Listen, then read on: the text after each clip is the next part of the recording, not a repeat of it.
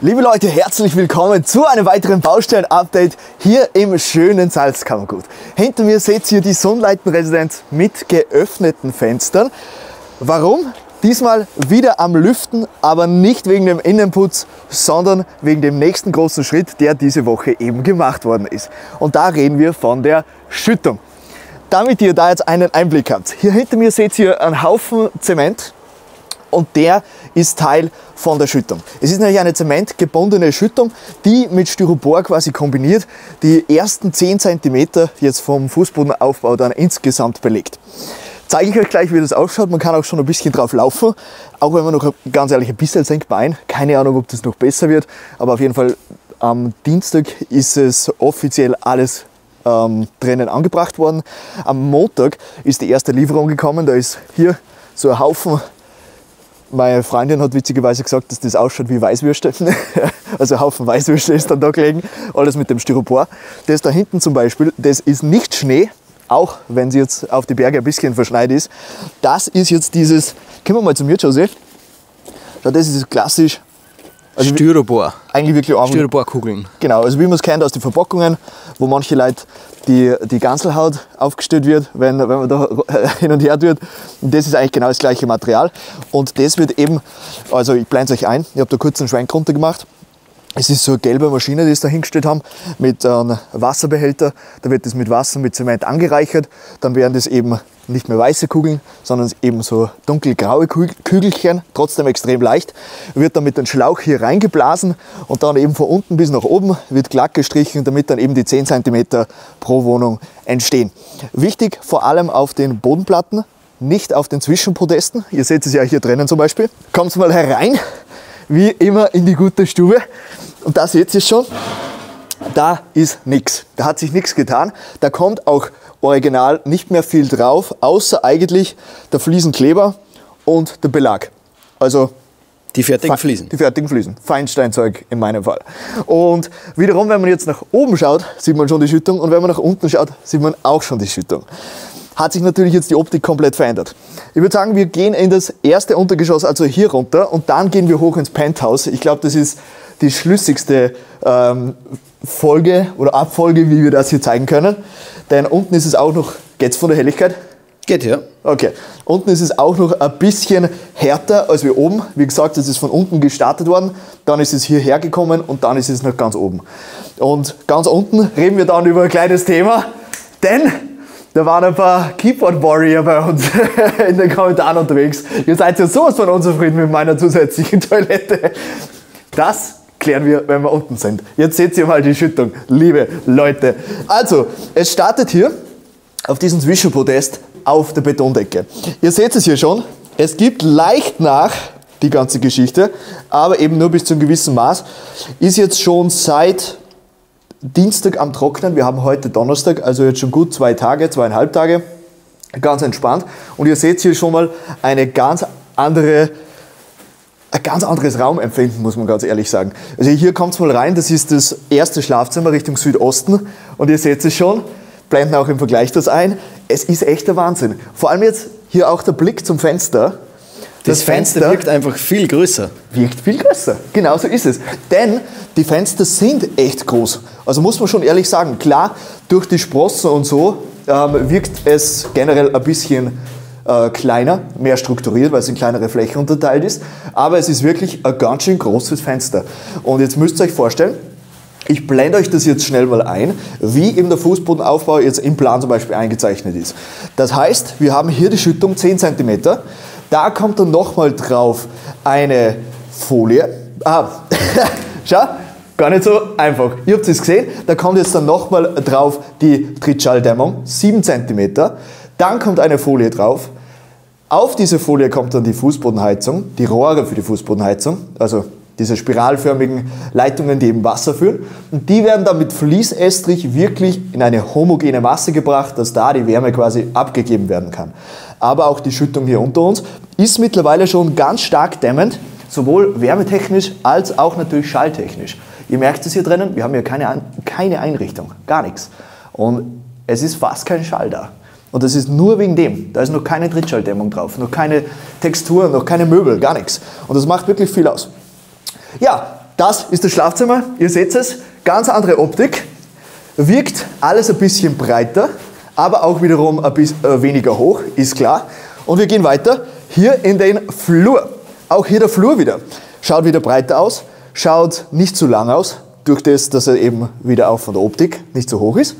Und witzigerweise, vom Feeling her, ist das Loft-Element auch wieder deutlich breiter geworden. Wenn euch das Video gefällt, lasst einen Daumen nach oben da, hilft uns extrem hier auf YouTube. Also ihr seht, diese Öffnung hier drinnen, die ist schon echt sehr, sehr crazy. Und auch wenn ihr hier durchschaut, seht ihr da vorne das Terrassenelement.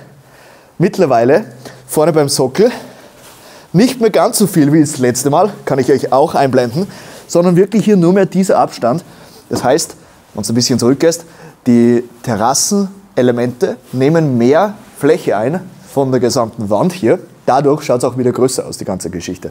Also wenn ich das hier mal schließe, ja, es ist einfach brutal. Auch hier, speziell da in diese Richtung, der Wohnbereich schaut wieder breiter aus, es schauen die Fenster wieder größer aus und es ist natürlich alles jetzt schon in Richtung dem originalen Niveau dann. Obwohl man dann, wenn man jetzt das alles noch zusammenrechnet, hier dazu, also wenn du jetzt wirklich, ich sag mal 7 cm noch dazu rechnest, dann kommt noch der Estrich, ich weiß jetzt gerade nicht auswendig, was, ihr blendet euch nochmal ein, aber da kommt dann nochmal der Estrich drauf. Das heißt, so viel ist, glaube ich, realistisch, oder? Ja, ich denke auch. Estrich sind normalerweise 7 cm. 7 cm, okay. Ja, dann wird, also das ist schon einmal ganz schön was. Also ich meine, man kann es da drüben am Sockel sehen von Terrassenelementen, wo man sich dahin bewegt. Und das ist schon was. Also das ist, also wenn wir da jetzt nochmal höher herkommen, da ist das schon, da wird es dann schon deutlich niedriger, die ganze Geschichte. Wohlgemerkt, 2,52 Meter, effektive Raumhöhe nach Belag. Also von dem her, es wird sich schon noch, also es ist hoch, aber es ist trotzdem viel weniger hoch, als wie es sich zum Beispiel anfänglich angefühlt hat. Auch hier wieder mal einen Blick rein in die andere Seite. Da drüben kommt eben dann die Küche hin. Seht ihr die Leitungen, die eben auch hier freigelassen worden sind, beziehungsweise mit der Leerrohrung und raus. War eine Idee vom Elektriker. An der Stelle Grüße gehen raus an den Radio Soda. Das mit der Wandlampe unten im Stiegenhaus, Treppenhaus, habe ich noch nicht geklärt. Werde ich jetzt kommende Woche machen. Da können Sie sich freuen auf einen Anruf von mir. Und auch bei der Lampenfirma werde ich das auch klären, ob das so funktioniert. Und die haben mir das eben schon ans Herz gelegt. Die haben das mit so einem Eisenteil rund, also das wird dann nachher abgeschnitten, damit das alles wirklich bei der Küche einzeln ist. Sehr intelligent, einfach auch mitgedacht. Und genau darum geht es, wenn man ein Haus baut. Wir gehen weiter. Und zwar in den Flur wieder. Es ist so geil. Es ist so geil. Es ist echt einfach der Wahnsinn.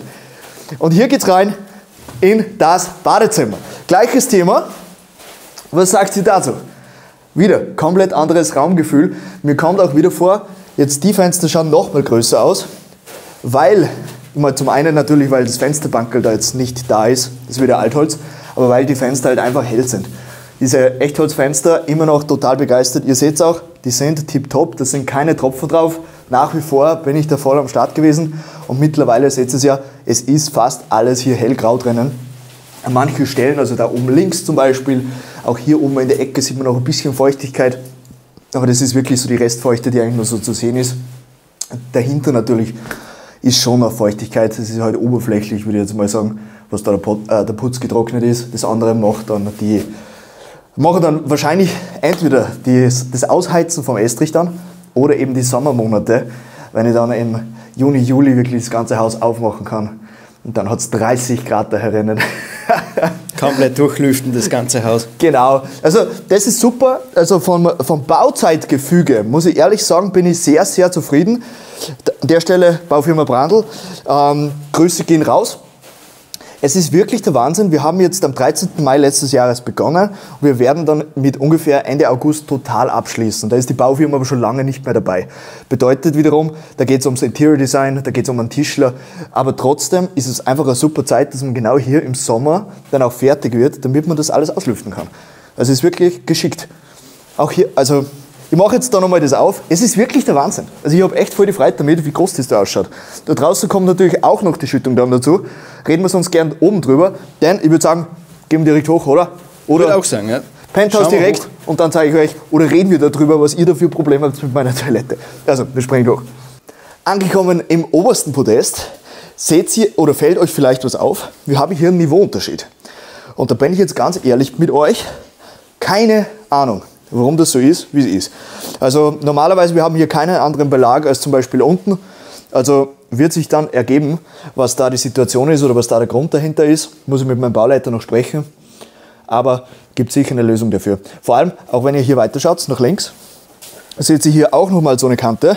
Jetzt unten war genau diese Kante eben nicht da. Also das sind sicher gut 4-5 cm teilweise, die hier nur bei dem Fleck, witzigerweise, schaut sich das an, nur hier ausgelassen worden sind.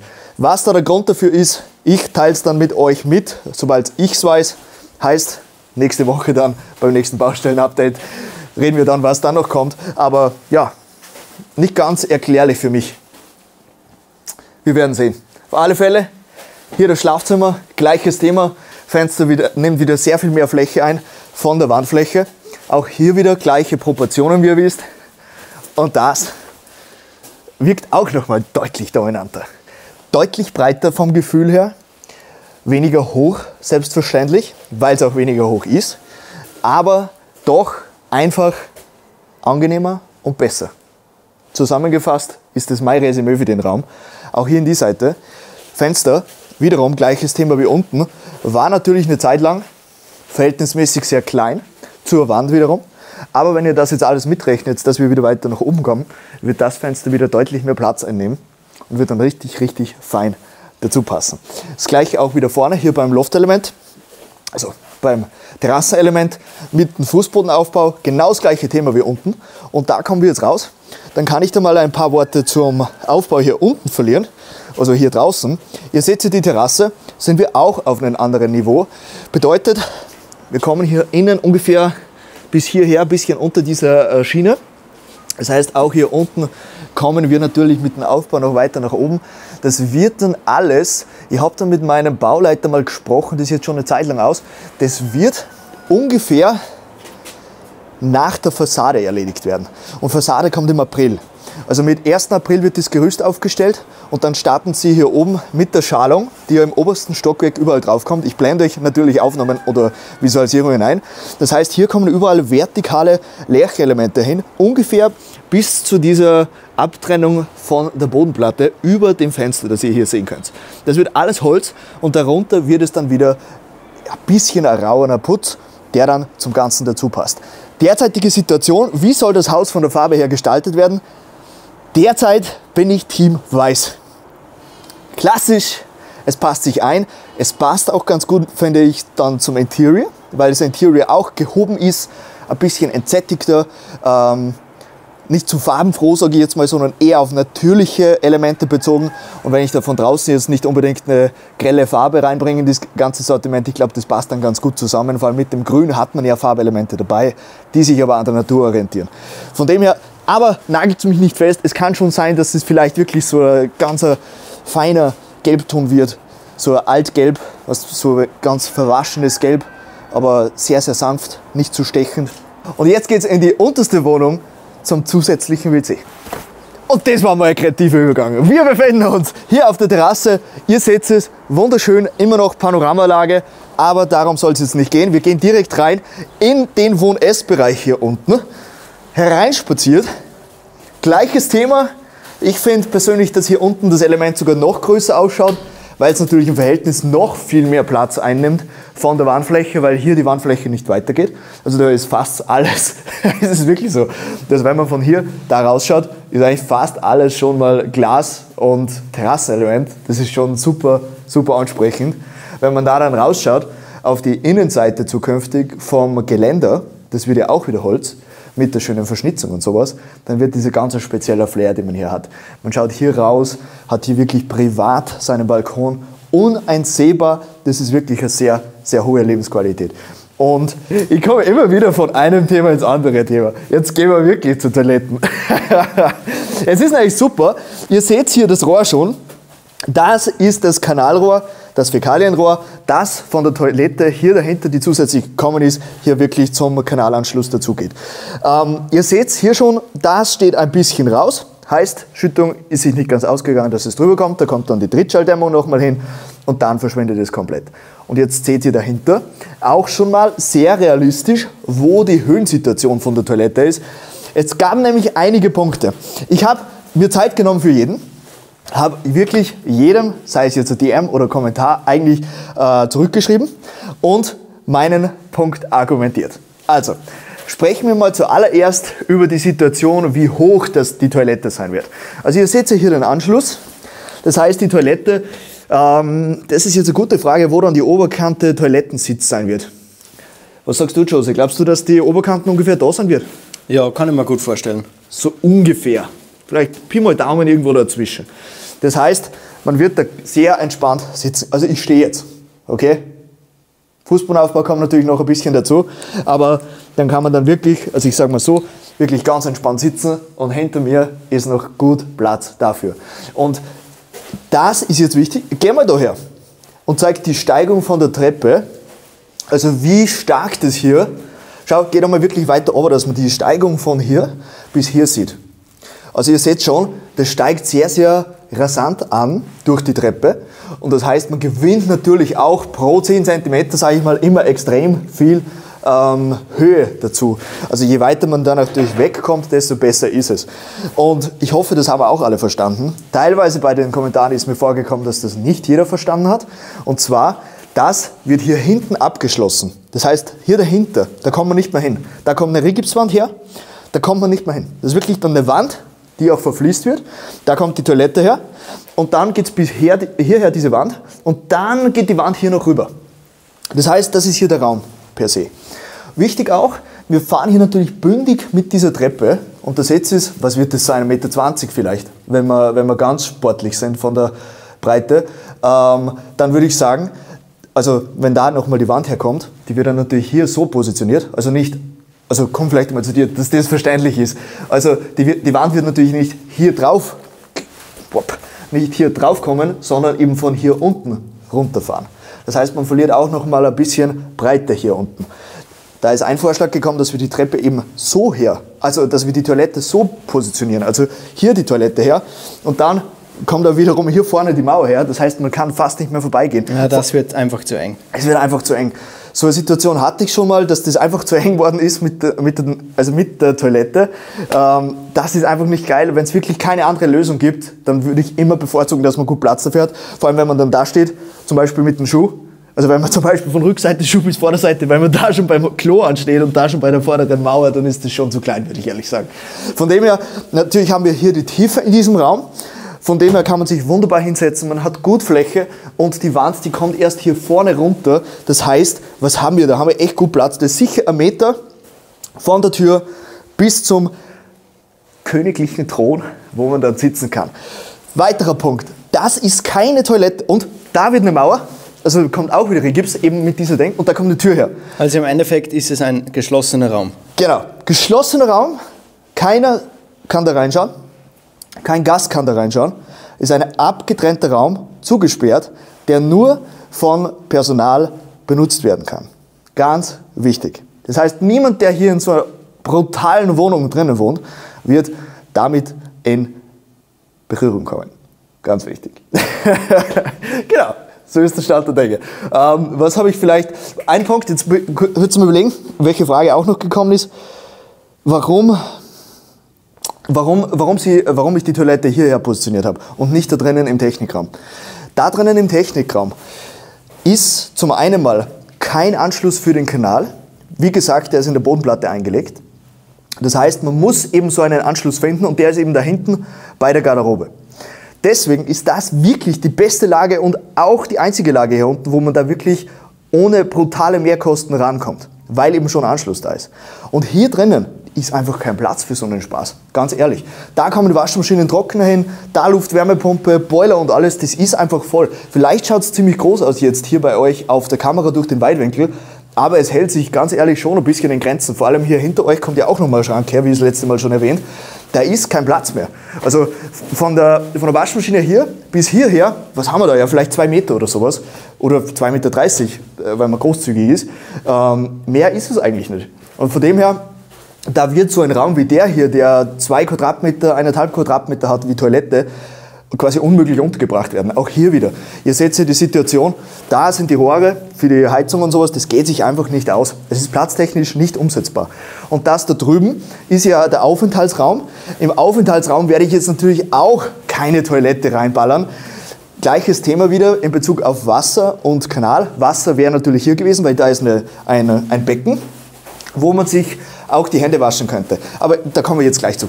Das heißt, hier wäre keine Toilette möglich gewesen, weil es auch wieder komplett weird wäre. Man hätte hier einen Aufenthaltsraum, wo man sitzen kann und so, und da wäre einfach daneben eine Toilette mit Rigips abgetrennt. Jeder hier auf der Toilette, da sitzt jemand und jaust nicht. Wie disgusting ist denn das eigentlich? Deswegen ist das so entstanden. Ein Punkt, warum kein Waschbecken drüben bei der Toilette?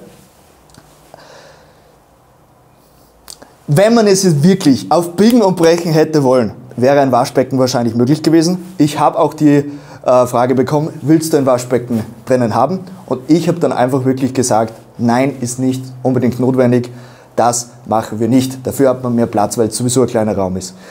Warum?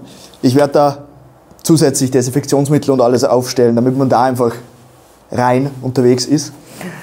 Wenn man sich dann die Hände waschen möchte, hat man hier dann die Möglichkeit, denn, wie gesagt, nur Personal kann hier rein, nicht irgendein Bewohner. Von dem her, hier einfach Hände waschen, dann kommt eine Spüle her, da ist eben die kleine Teeküche, Kaffeeküche, ganz eine kleine Kitchenette. Und ja, genau. Was gibt es noch? Was ist auch noch gekommen? Abluft. Abluft auch noch ein Thema. Ist natürlich auch wieder so, man braucht eine Strangentlüftung, die man erreichen muss mit dem Ganzen. Auch wieder Thema, wie erreicht man die, wie kommt man dahin?